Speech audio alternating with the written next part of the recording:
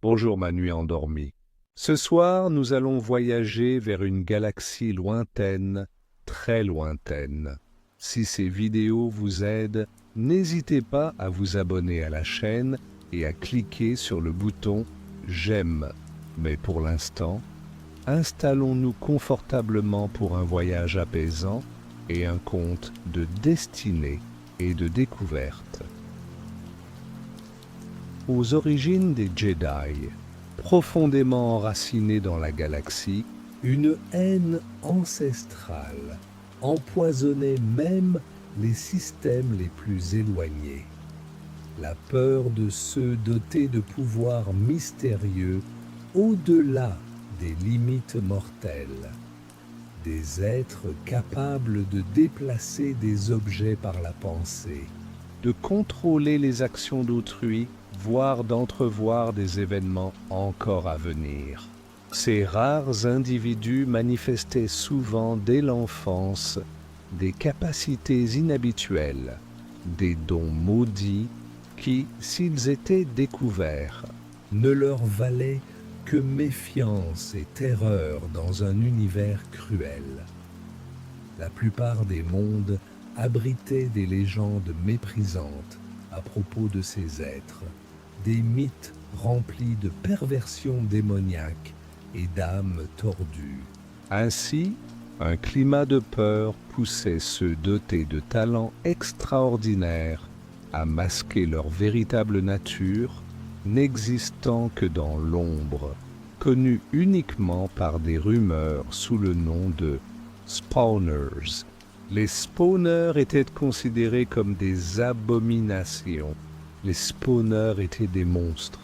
Sur certaines planètes, des enfants innocents apprenaient à réprimer des réflexes étranges, à étouffer des visions troublantes, s'efforçant désespérément de se fondre parmi ceux qui crieraient « Monstre !»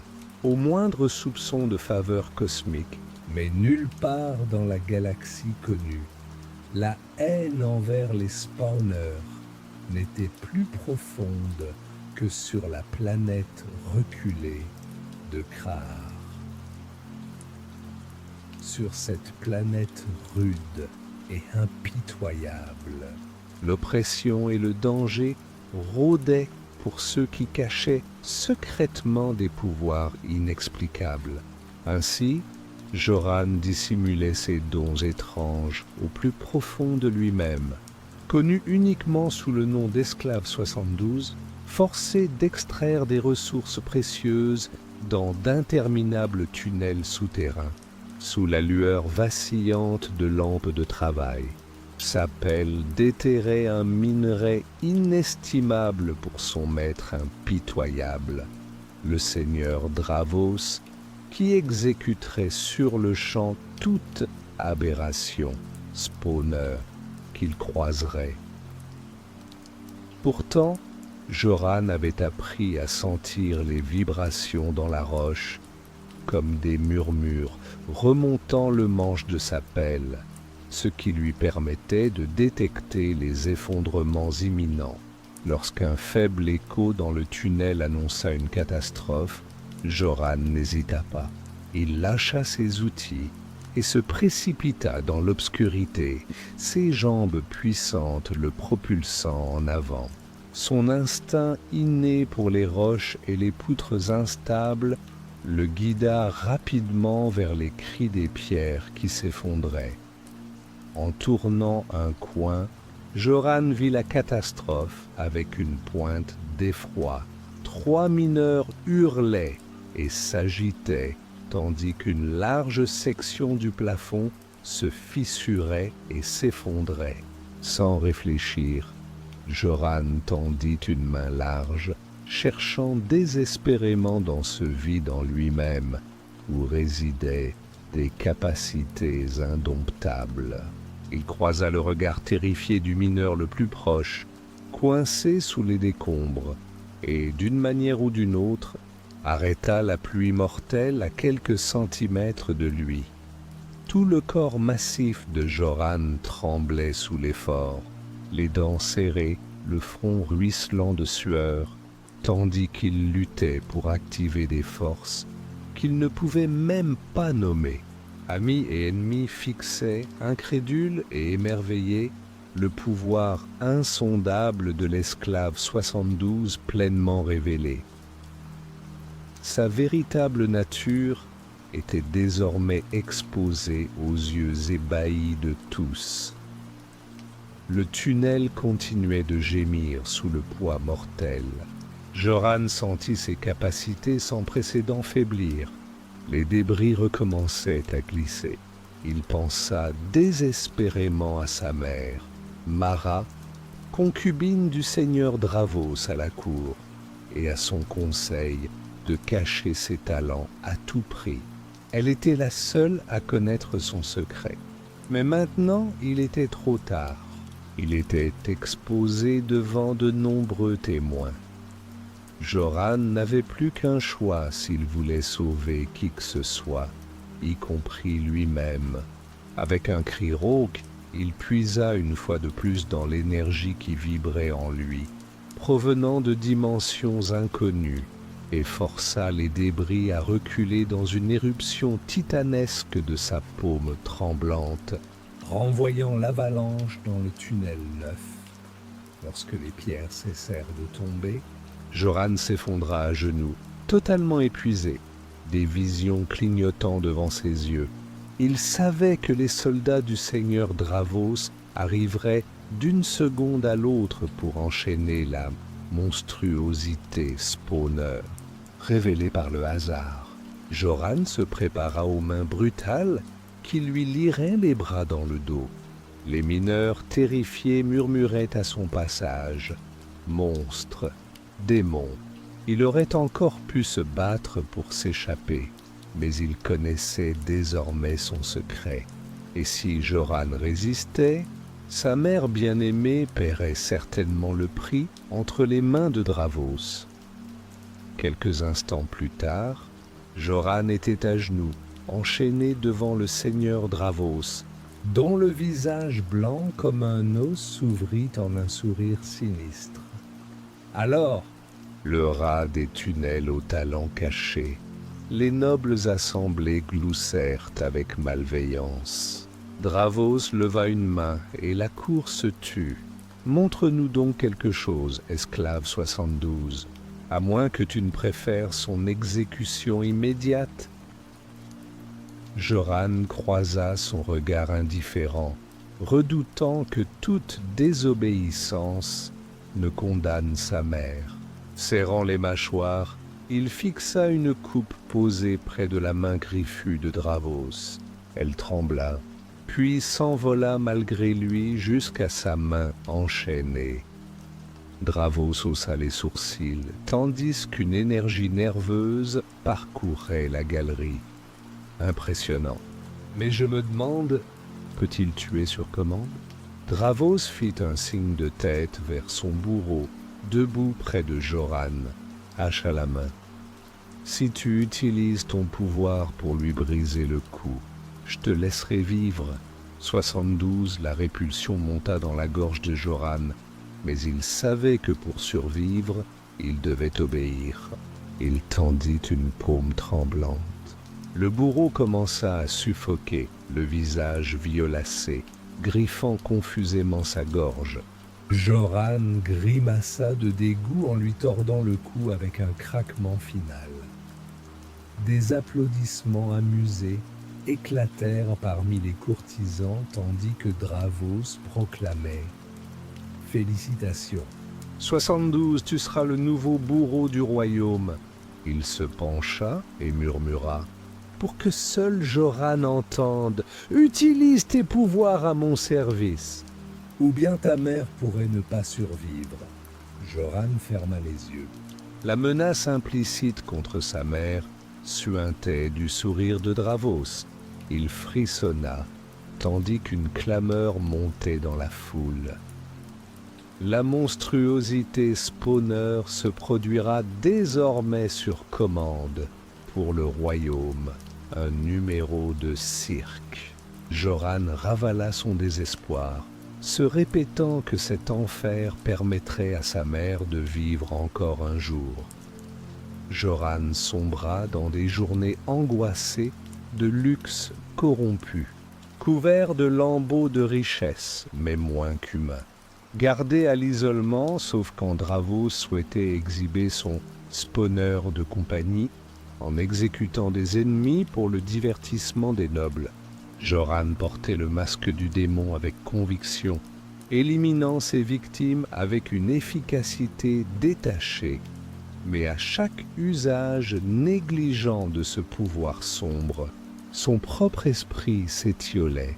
Après chaque performance forcée, il vomissait jusqu'au vertige, s'accrochant à une seule vérité intacte.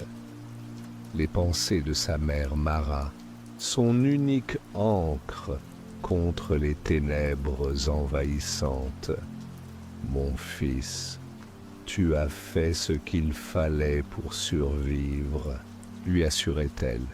Joran tentait de fortifier son essence par une méditation implacable, déterminé à ne pas devenir le monstre qu'ils attendaient. Mais plus il tuait, plus le monstre et les ténèbres grandissaient en lui. Un jour, dans une alcôve sombre, Joran trouva un bref répit, loin des regards et des tortures, après sa dernière brutalité forcée. Adossé à une pierre moisie, il luttait pour calmer le doute et le mépris de soi par la méditation, lorsqu'une voix rompit le silence. « Tu as besoin d'un maître ?» Joran se tourna vers la voix. Une jeune femme grande aux cheveux noirs, à moitié cachée derrière des rideaux de vapeur. « Je suis Zara, esclave des mécaniciens souterrains. Et toi, tu as désespérément besoin de guidance. Guidance dans la force. » Joran cligna des yeux, surpris par ce terme étrange. « La... Quoi ?» Zara murmura. « Je sens son énergie en toi, incontrôlée, chaotique. Je manie la force tout comme toi. Laisse-moi te montrer. » Elle ferma les yeux et Joran sentit une pression étrange. Il baissa les yeux et vit un outil s'élever de la trousse technique de Zara, flottant aisément entre ses doigts fins. Le cœur battant, Joran tendit la main, sentant effectivement la chaleur unique de Zara résonner en lui-même, reconnaissant leur fusion partagée avec cette mystérieuse force. Mais osait-il faire confiance? Une trahison pourrait condamner sa mère. Zara sourit doucement, comme si elle entendait ses doutes. « Je ne souhaite qu'aider une âme semblable, piégée dans les ténèbres. Je peux parler directement à cette force, ce pouvoir que nous partageons. » Sa voix, elle résonne dans ma tête. Ces paroles allumèrent la première étincelle rebelle d'espoir dans la poitrine creuse de Joran. « Suis-moi, dit-elle. » La prise rassurante de Zara l'empêcha de trébucher, tandis qu'il descendait des tunnels étroits jusqu'à ce qu'une lumière de feu s'échappe d'une chambre cachée. Joran cligna des yeux, surpris de voir près d'une douzaine d'esclaves hâves rassemblés là, tous irradiant des ondulations dans la force. Une famille de fortune liée par des secrets et des cicatrices. Zara les salua chaleureusement, invitant le Joran épuisé dans leurs repères. « Voici Joran, sourit-elle, celui dont je vous ai parlé, qui a besoin de guidance pour ses talents. » Joran se sentit mal à l'aise sous le poids de leurs regards évaluateurs. Parmi ces autres spawners, ces parias et fugitifs rassemblés mystérieusement sous l'écorce de Krar, un homme imposant se tenait à l'écart, la peau marquée de tatouages sinueux. « Je suis Ra !» gronda-t-il en serrant la main hésitante de Joran. « Moi aussi, j'ai longtemps réprimé mes dons, jusqu'à ce que Zara m'apprenne le contrôle. » Ses yeux stables ne reflétaient aucun jugement, seulement de l'empathie. Derrière lui, les autres observaient Joran avec une prudence à peine voilée ou une admiration silencieuse. Zara posa doucement la main sur l'épaule de Joran. « Nous partageons un lien unique et une opportunité unique si nous osons la saisir. » Elle fit un signe de tête à Ra, qui inspira profondément. Trop longtemps, nos talents n'ont apporté que peur et servitude. Mais le moment approche où nous allons allumer les flammes de la résistance. Il désigna la table, où des plans élaborés révélaient un sabotage coordonné visant à briser les mines brutales de Dravos et à libérer tous les esclaves. Pendant que cette révolte planétaire ferait rage, les spawners utiliseraient leur pouvoir pour s'échapper de ce monde vers la liberté. Joran écoutait avec une inquiétude croissante leur vision grandiose, si éloignée de sa réalité de soumission et de perte. La tension montait en lui tandis que Ra déroulait des rêves de rébellion, rejetant une vie de violence forcée pour saisir la liberté de leurs propres mains, en utilisant leur pouvoir, en utilisant la force pour le bien. Les autres se penchaient en avant, résonnant d'une rage et d'un espoir à peine contenu. Mais Joran recula, imaginant seulement la catastrophe, fonçant sur leurs ambitions téméraires.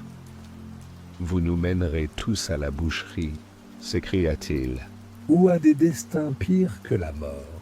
Si Dravos écrase votre insurrection illusoire. » Les autres spawners, ils reculèrent, comme trempés d'eau glacée. Joran poursuivit avec ferveur.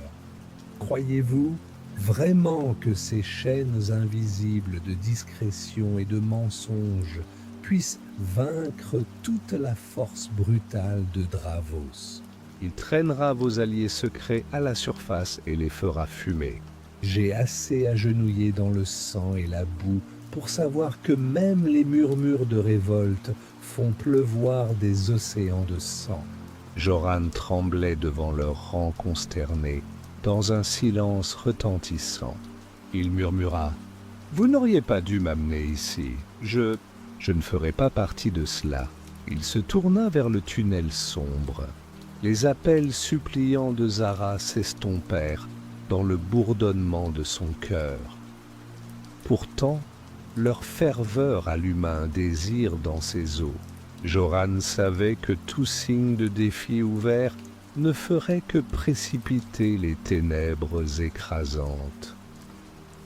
Le lendemain, la tension emplissait l'air tandis que Joran était conduit vers la plateforme centrale devant une foule hurlante à la cour. C'était juste une autre journée d'exécution. Vêtu des atours haïs, il fixait les pics lointains plutôt que de croiser les yeux avides des riches. Les soldats de Dravos traînaient des prisonniers gémissants, mais les cris d'un captif déchirèrent le cœur de Joran. Il se tourna et vit sa mère Mara trébucher dans la file, sa confidente secrète, enchaînée et ensanglantée.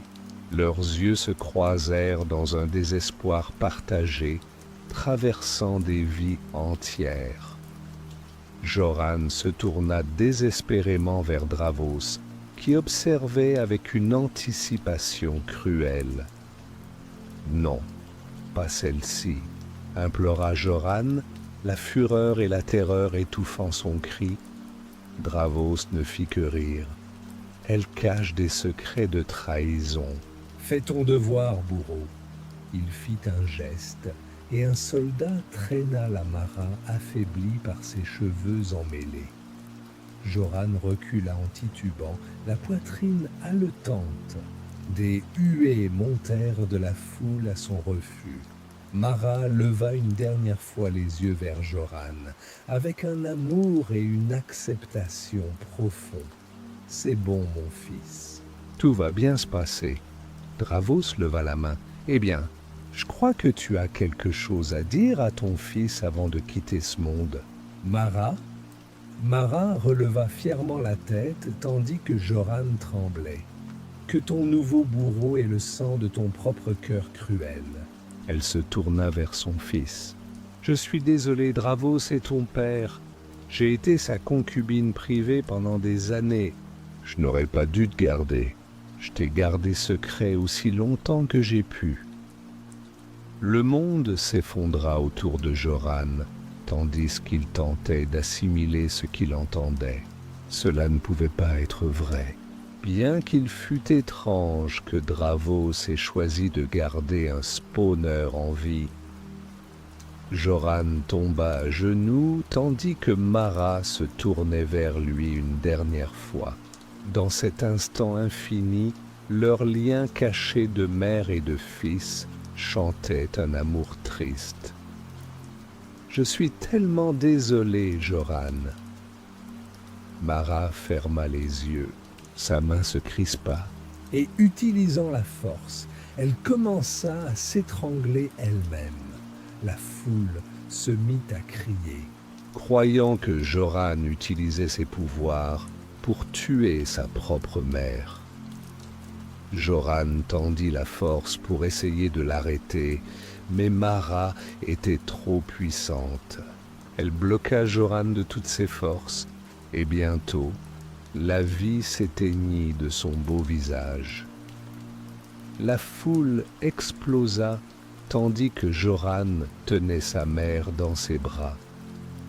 Ni Joran ni Mara ne le savaient, mais le sacrifice qu'elle fit ce jour-là déclencherait une chaîne d'événements qui s'étendrait sur des siècles.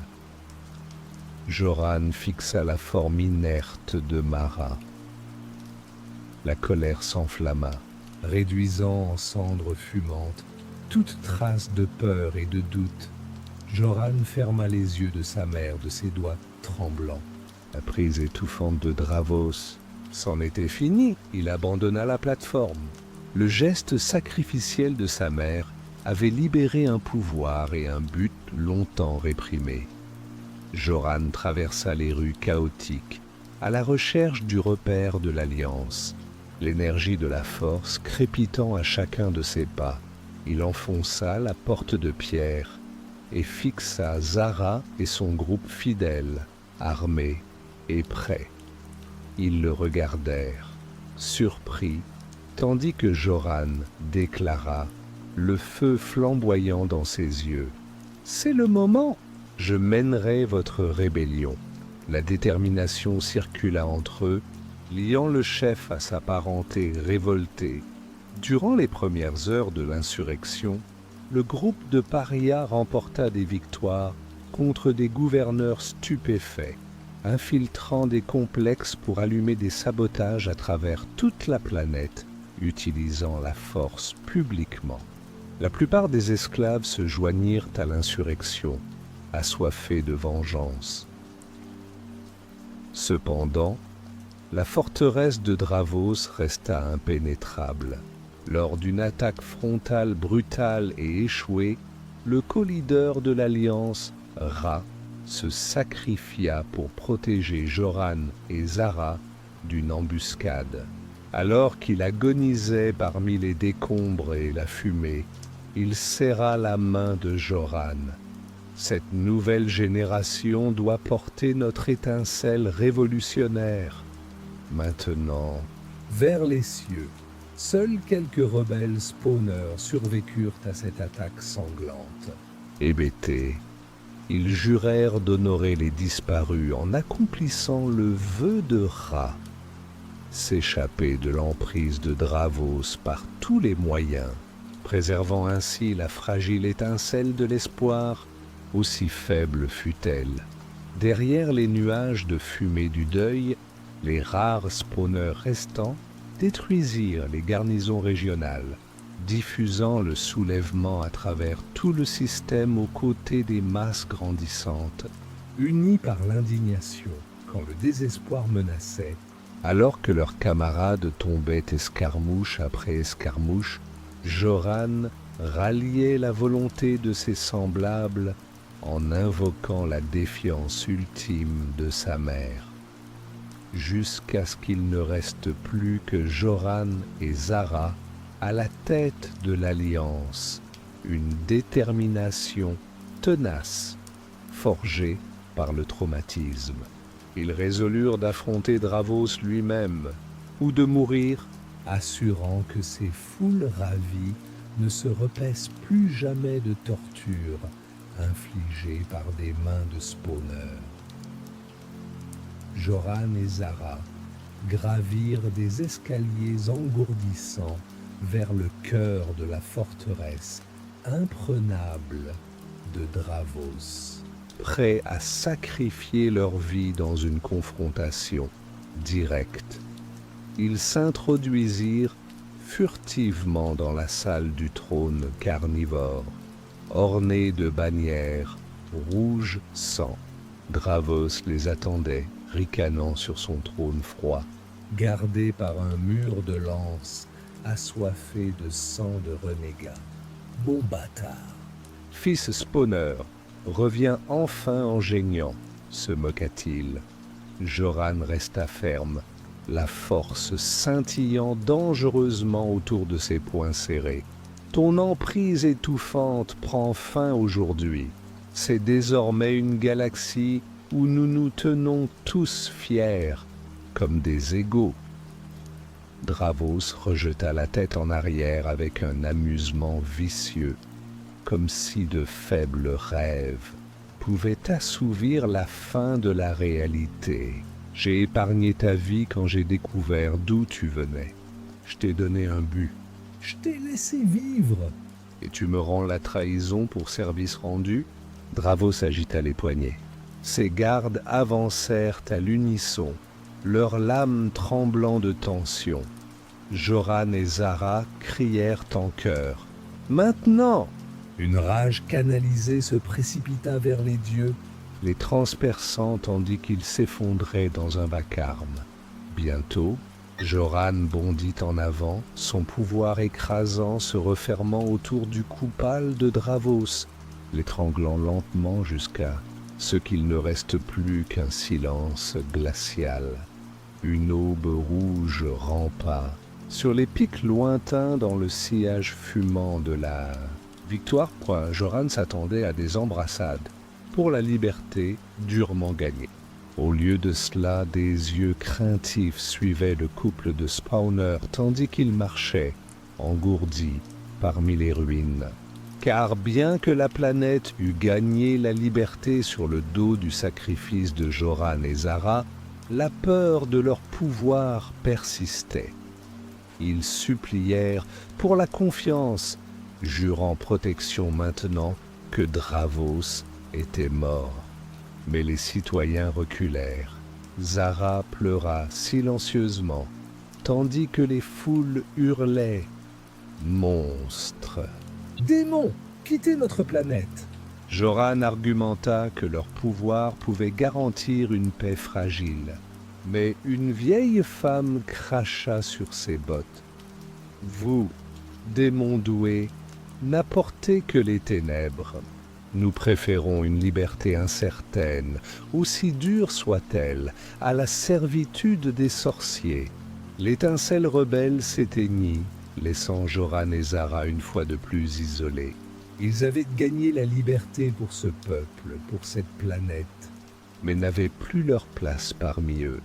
Alors que le vaisseau grondant se préparait au décollage, Joran croisa les yeux déterminés de Zara, le dernier vœu de Ra résonnant entre eux, qu'un jour, quelque part, leur feu puisse encore allumer un changement durable. Ils s'étreignirent fermement, tournant résolument le dos à la maison qui les haïssait. pour chercher un nouveau but parmi les étoiles indifférentes. Joran traça une trajectoire vers le monde isolé d'Aka-2, entrevu dans les visions de la force de Zara comme un sanctuaire. Le vaisseau descendit à travers les nuages, et les îles vallonnées d'Ak-2 apparurent, paisibles, parsemées de petits villages de gardiens, inconscients des troubles galactiques plus vastes. Joran et Zara escaladèrent des falaises éloignées des regards craintifs, la force les guidant vers un pic montagneux solitaire, évoqué dans les légendes parmi les huttes de pierre archaïques. Là, ils jurèrent d'utiliser leur pouvoir uniquement pour le bien, jamais pour la domination ou la vengeance. Zara rêva d'une vision. Il construirait un temple. Ce temple offrirait guidance aux spawners perdus comme eux-mêmes. Le regard assombri de Joran s'illumina tandis qu'elle parlait. Oui, un ordre dévoué à la compassion et à l'espoir. Nous pouvons trouver d'autres spawners et leur permettre de vivre ici en utilisant leur pouvoir pour le bien. Construisons cela ensemble. Joran hocha fermement la tête tandis qu'une révélation gonflait en lui. La force décrète que nous prenions un nouveau nom. Nous serons appelés Jedi. Ils travaillèrent côte à côte, soulevant d'énormes pierres avec une force amplifiée pour former un sanctuaire central, entouré d'alcôves de méditation et de mosaïques sculptées. Zara immortalisa le sacrifice fier des premiers Jedi, afin que leur lumière puisse perdurer. Un soir crépusculaire, après que Zara fut partie en mission appelée par la force elle-même, Joran reposa ses membres endoloris sous des constellations étrangères. Zara s'approcha doucement, tenant quelque chose de nouveau qu'elle avait forgé. « Qu'est-ce que c'est » demanda-t-il avec une révérence silencieuse. Elle alluma une lame bleue brillante, baignant son visage de saphir. Le premier sabre laser, un symbole de notre nouvelle alliance. Joran l'étreignit dans une admiration muette, sous l'étendue scintillante d'un univers à nouveau ouvert à l'espérance. Car ici, l'ordre Jedi attendait patiemment d'émerger.